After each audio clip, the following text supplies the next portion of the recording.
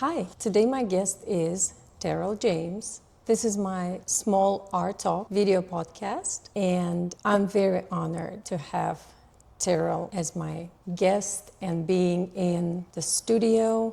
It's absolutely incredible space, fascinating art pieces, and we're gonna learn more about Terrell. Thanks for coming to the studio. Absolutely. Thanks for inviting me. Yeah. We're in Houston, a little bit north off of North Shepherd, in a neighborhood called Acres Homes.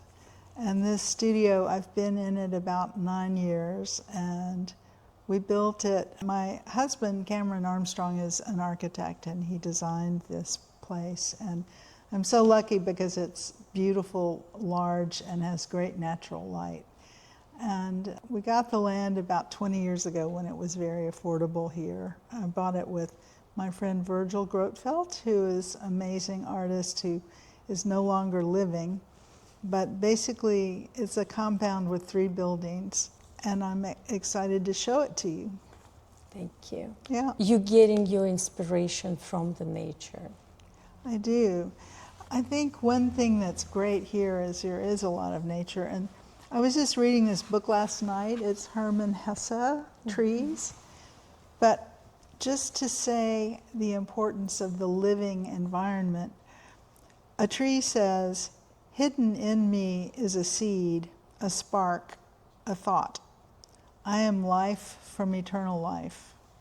I think basically the creative process has a lot to do with celebrating life and trying to bring forward the energy of the artist as she counters the world and translates her experience into visual language. So nature has always been important to me in my work. I think there's basically my work is abstract and deals a lot with organic shape and form, and it comes from direct observation of nature and also memory of place. Sometimes what we do is we, through the decades of work, establish a language, a vocabulary of form. And I used to work outdoors more than I do now, but I think just actually sometimes I'll look out of the window and work from forms I look at, and that'll start a painting by drawing shapes. And about the last couple of decades, I did a series of maybe about 25 paintings called Studio Windows. And I was looking out of the window of my Commerce Street studio back in the days when I had a beautiful large warehouse space on Commerce Street. And part of the view, the vista outside of that window was sort of untamed land, all sorts of plant material and trees, bees. And so sometimes it's a direct reference, looking out and working. A lot of times it does have to do with memory of place. I've done a lot of work out in West Texas and gone to the Big Bend National Forest and drawn there, and have several large paintings that come from looking at the incredible scale of landforms there, and also looking at sketchbooks that I have, drawing from immediately perceiving the place. So that's a place that's inspired me. Have you been drawing and painting through your whole life? Oh, yes. Yes, I started as a child. I remember even as like a three-year-old making a mark with a pencil on paper, and it was probably the most power I felt, just drawing a line. And I drew a lot in childhood. I was lucky because my mother's family had a printing press, a big company, so I had reams of paper left over, taller than I was, and I always had plenty of paper to work from. And if I did a drawing of some ladies with flowery hats on a paper plate, we could take it down to the printing press and make 4-color separation cards from it when I was very small, like 5. Family really encouraged me. And I had lessons, when the museum school first started, the junior school, I was in the very first class with Norma Ori. I was 4. So I was always given art lessons and even studied painting with Dorothy Crowley, working with oil paint as a 10-year-old. So I really have always painted and worked with color. I think one of the reasons I love paint is color and the way you can translate light through color and through the luminous quality of oil paint, which is my preferred paint. How do you choose what media to work with? Well, it's an interesting question because obviously different ideas call for different responses. There was one point when I was mostly doing oil painting and starting to draw with oil stick into the painting, and I had this idea that I wanted to see the form in a different way. So I started making sculpture out of clay with using my hands. It's like I wanted something that would crawl from the corner of the floor instead of be on the wall. Mm-hmm. And to my surprise, those forms jumped into the painting because I could suddenly see the cavities and the shadows of the indentations, and it made me want to explore the shape two-dimensionally after I had seen it three-dimensionally. Mm-hmm. So I think one of the things that I think is important for artists to do is to explore a lot of different material and go back and forth between paper and canvas and different kinds of paint, ink, printmaking. I've done a lot of printmaking and I love that. Mm. Sometimes I like to do monoprints, which is a way of having the gift of the surprise of pulling the print from the press. Because when there's a press involved, you get a little gift along the way because it's not always your own direct mark. Something will happen between putting the image onto the plate and lifting the print. Mm-hmm. And then I love working back into those, the way Degas did with pastel. Mm-hmm. I love his monoprints. Yes. Yeah. That's beautiful. Mm-hmm. So it just depends. I would say it just depends on the idea you're trying to express. And I'm very intuitive in terms of what the imagery is. Mm-hmm. I don't know ahead of time what the piece is going to look like per se, and I don't have a plot involved. It's just kind of like maybe a little bit like musicians who play jazz and interpret one thing after another, improvising. So, one decision leads to another, like in a game. Do you believe art may be healing? Oh, I do. I think art is healing. I think it's a healing force.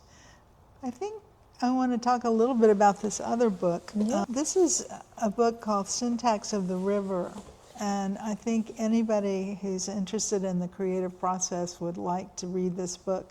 You can order it. It's by Barry Lopez, and it's in a conversation with another naturalist named Julia Martin. Well, Barry Lopez had already died when this book came out, but there was a 3-day conversation between these two people that she edited, and it's so interesting because it has a lot to do with becoming aware, and some of it has to do with his love of place where he's been for many decades on a river in Oregon. And I guess his main message is to really pay attention. And the way we know things has to do with being silent in a place and being aware of all the life around you and how it all interconnects. And I think it's a lovely meditation on nature and how to feel the healing force of nature and how it can stir the creative process, mostly through attention and through awareness. So I think we live in a time that's so distracted. There's always something going on, or another phone call or a text, or the news is 24-hour cycle. And I think for Barry, who is a great naturalist who spent his life going to remote places and working with native people on projects that they had in their culture for generations, he has a depth to him that comes through in this small book. So Barry Lopez, Syntax of a River. I think we must try to be quiet in ourselves to hear what it is that we want to say in our work. And what environment tells us. What the environment tells us. And I guess we just need to let nature have a little bit of more habitat space for the nature animals.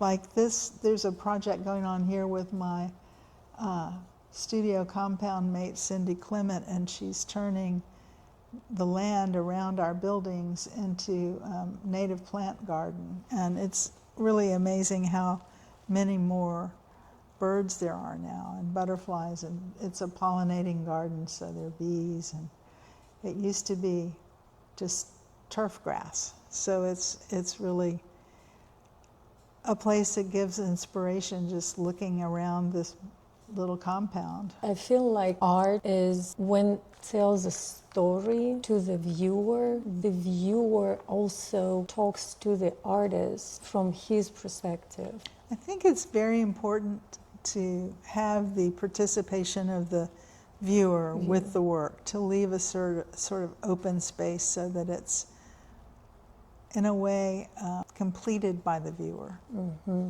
How important is to perceive the same way by the viewer the story that artist translates?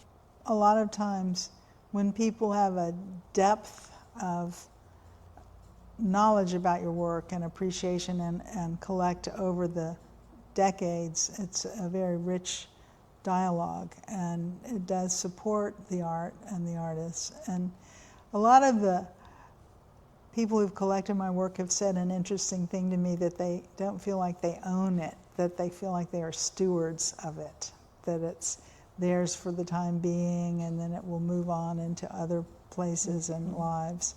So it's an interesting exchange that way too.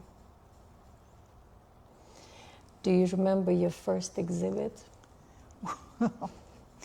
I was in an exhibition when I was 12 years old at the HISD headquarters. Yes. Do you remember the feeling of people who came and saw your art? Do you remember that energy, well, vibe? you know, the first gallery exhibitions when I was in my 20s were always very exciting. Yeah, and to have people wanting to talk about the work, it adds life to the work. So it was very exciting and a little bit nerve-wracking when Always. I was, you know, just starting. Not anymore.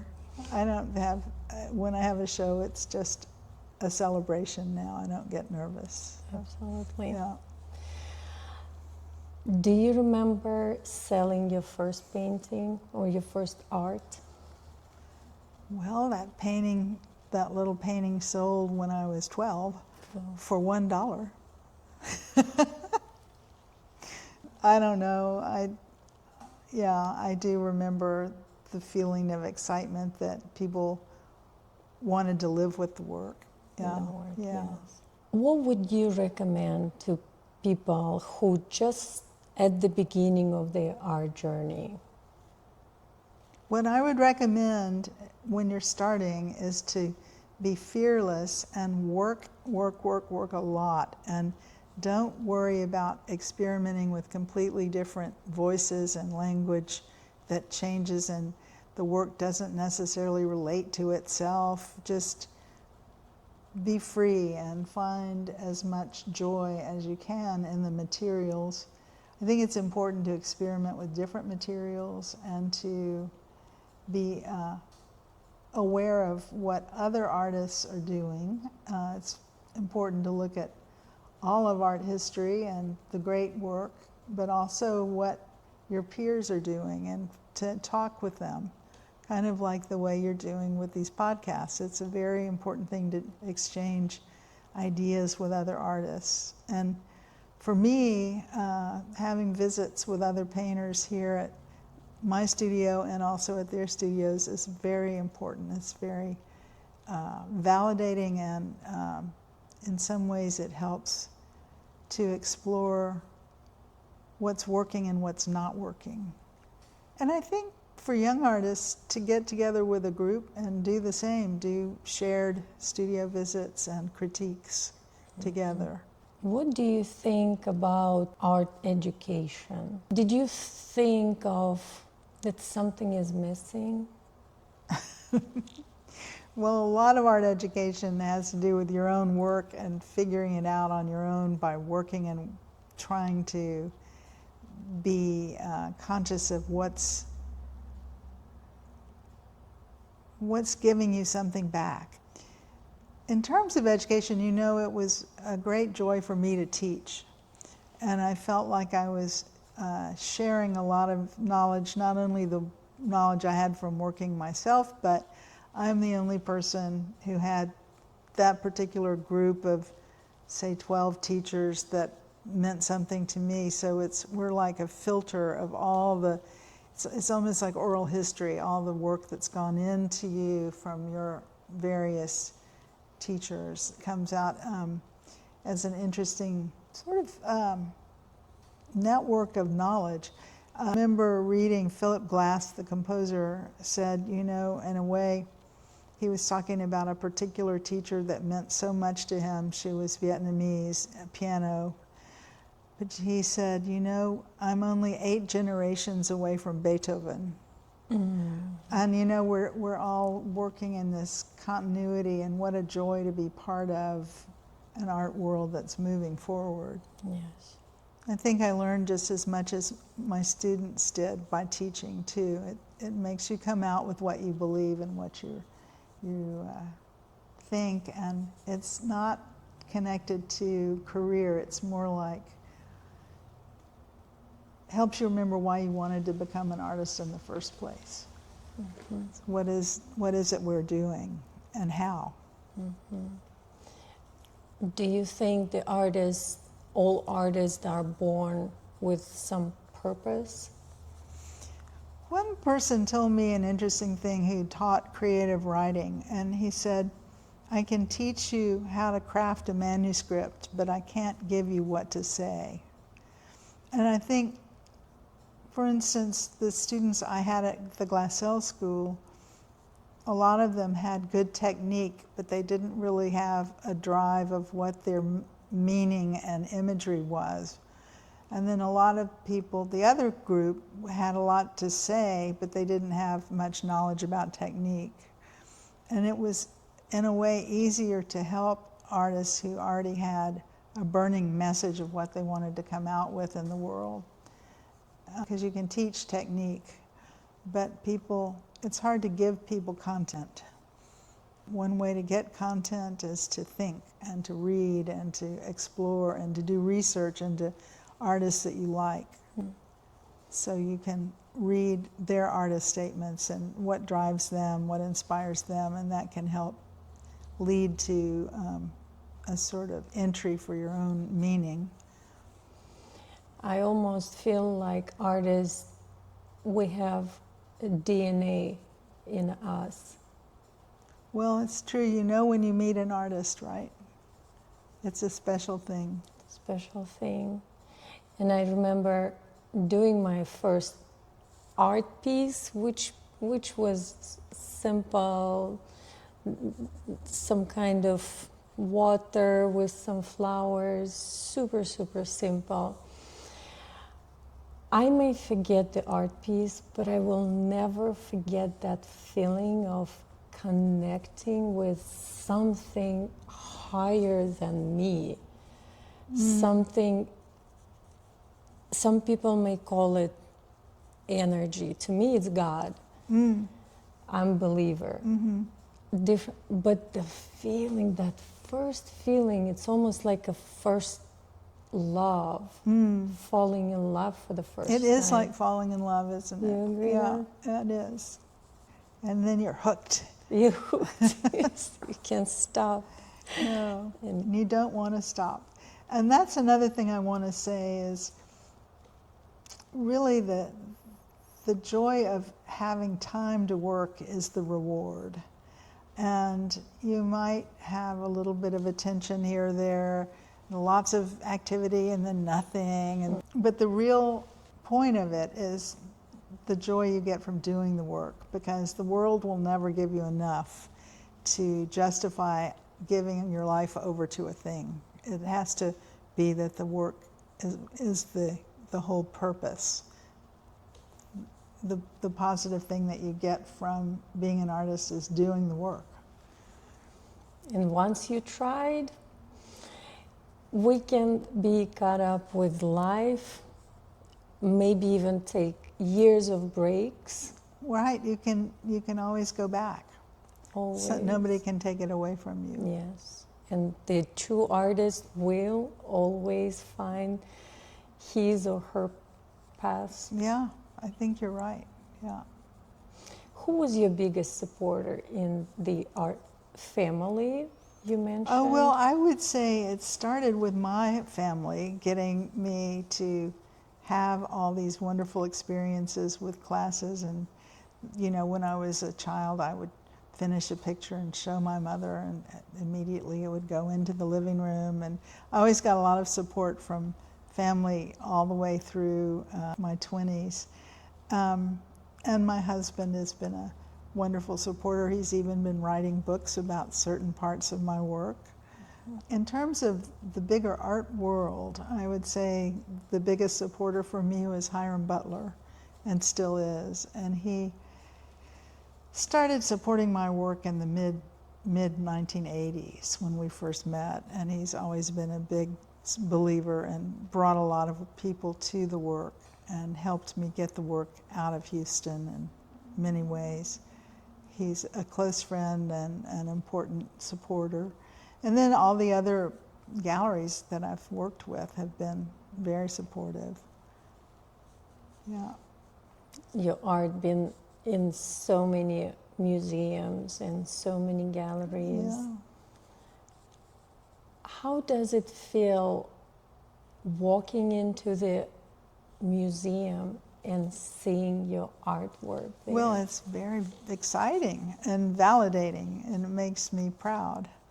It's also really interesting to watch the way people look at work when it's in a museum as opposed to in a gallery or just in the studio. They look longer, and sometimes they look a little puzzled. They're trying to figure out, why is this here? What does it mean? You know, they take it more seriously in a way, I guess. Or if it's challenging, they want to enter into figuring it out. So that's a good thing about the museum experience. If you would have a chance to collaborate with any artist through the beginning, from the beginning of the humanity, What a great question. Who would that be? You know what? I think I would like to be in the caves with the cave painters and watch the way they chisel line through and use the form of the three-dimensional cave to express the actual curve of the animal, and using ancient minerals and chalks and bones, and just to watch them work. I know they must have practiced and done work on hides and even drawn in the dirt, because those drawings are so perfect. They're so true to life and so closely observed. And there's a kind of magic to them. There's a sense of a shamanistic involvement of maybe a spell to bring the animals to them, or an appreciation anyway of the shared life. Some magic. Yeah, magic, like art has. Yeah. So let's have a little tour of the studio itself. Here we are, looking out the window at that garden I was mentioning. And these are some paintings I have out for us to look at.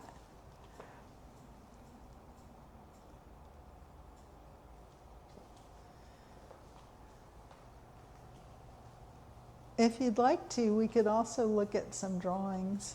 Absolutely. 2 horses or a bison. Now this started by drawing lilies, just opening up to the lilies that were outside of the window.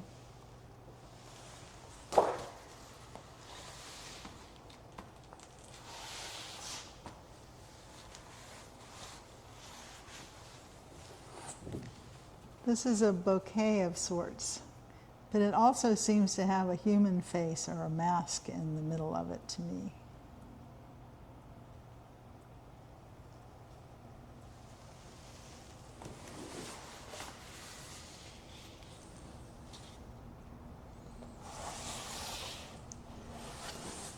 I'll talk a little bit about this paper. It's called stone paper, and it's made from marble dust. And if you feel it, it's very soft and has a sort of plaster quality. Glossy. Mm-hmm. Mm-hmm. Mm-hmm.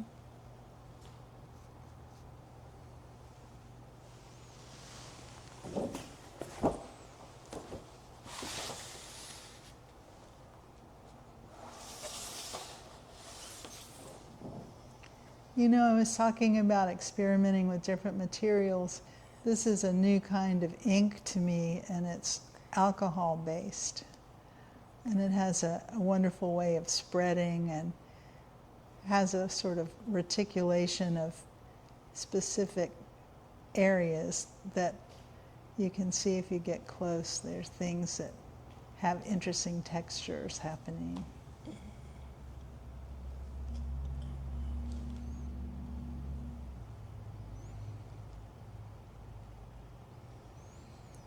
This is called seashells. There's a big conch shell in the back where the library is, which I drew about 8 times onto this space.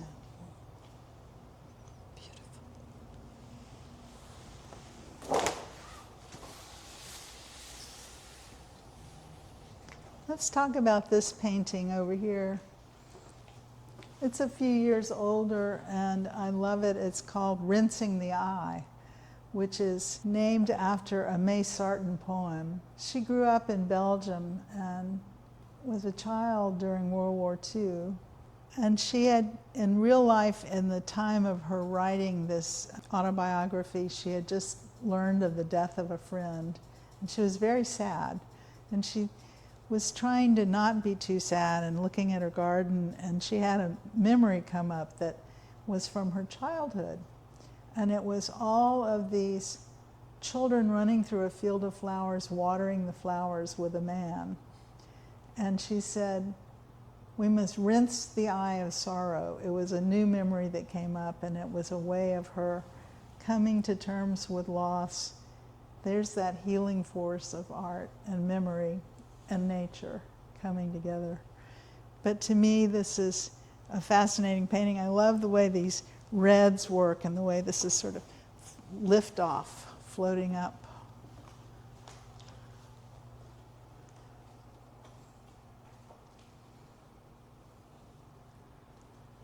And the open space in it is important.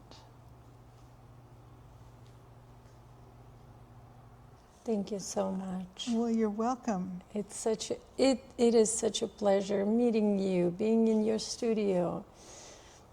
Well, I enjoyed talking to you too, Diana. So thank you. Yeah. Thank you.